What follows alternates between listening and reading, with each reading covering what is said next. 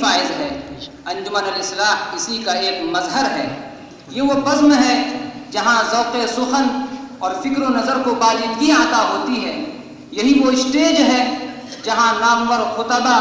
بڑے بڑے لسان آور اور سخنور پیدا ہوئے۔ چنانچہ سید الطائفہ علامہ سید سلیمان ندوی سے لے کر مفکر اسلام حضرت مولانا ابو الحسن علی حسنی ندوی تک درخشاں ستاروں کی جو کہکشاں ہیں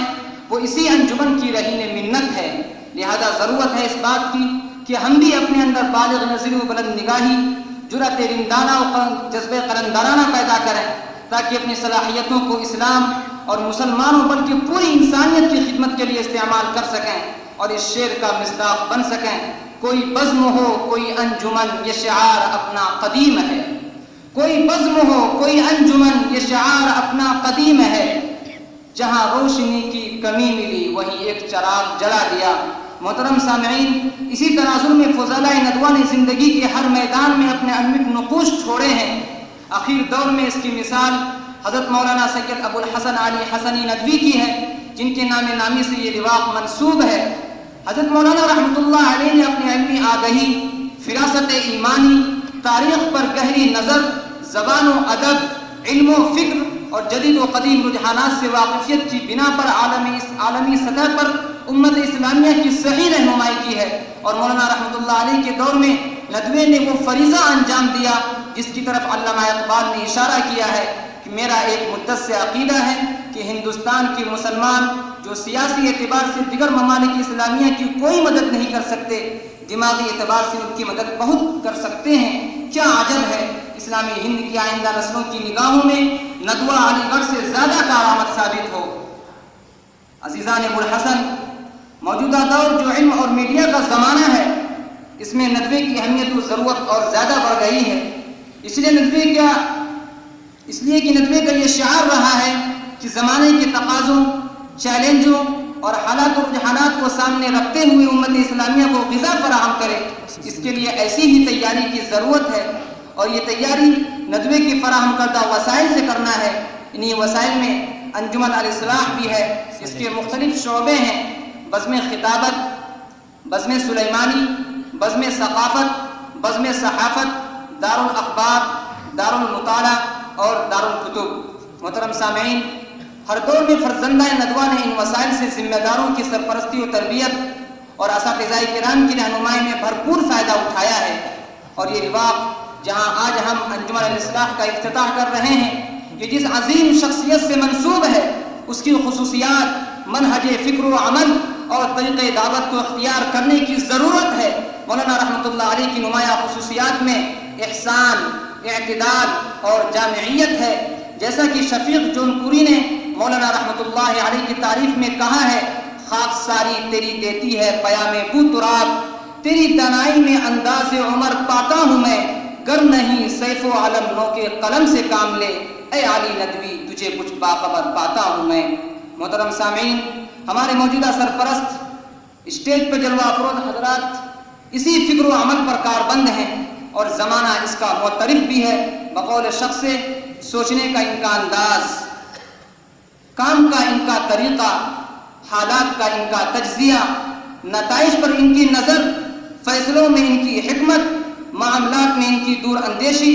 اظہار رائے میں ان کی احتیاط، مزاج میں ان کے اعتدال، شدت پسندی سے ان کا اجتناب،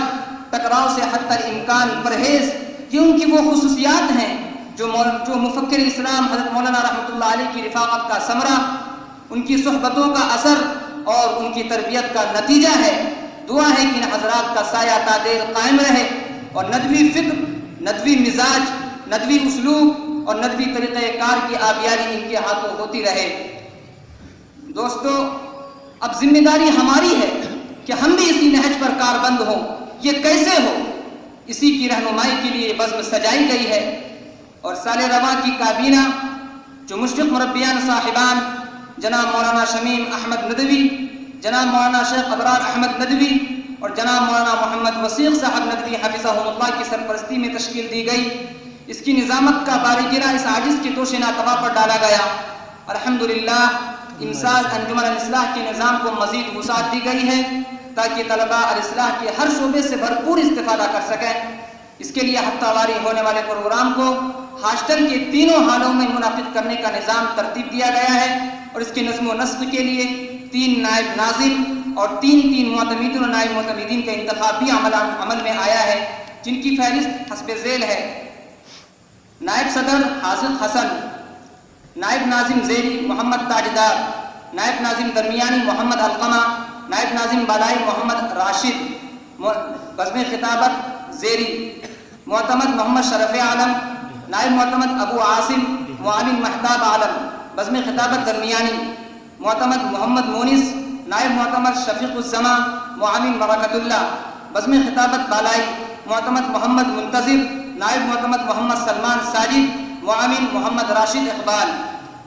بزم سلیمانی زیری معتمد محمد عمر فاروق، نائب معتمد محمد وسیم اقبال، معاون نعیم اختر، بزم سلیمانی درمیانی معتمد عدنان احمد، نائب معتمد عثمان خان، معاون محمد آفتاب عالم، بزم سلیمانی بالائی معتمد محمد سالم سورنگی، نائب معتمد محمد عاقب، معاون محمد محسنین، بزم صحافت زیری معتمد منور حسین، نائب معتمد محمد نعیم الحق، معاون شاداب، بزم صحافت درمیانی معتمد محمد ارشد پرویز، نائب معتمد حسنین احمد، معاون عبد الرحیم،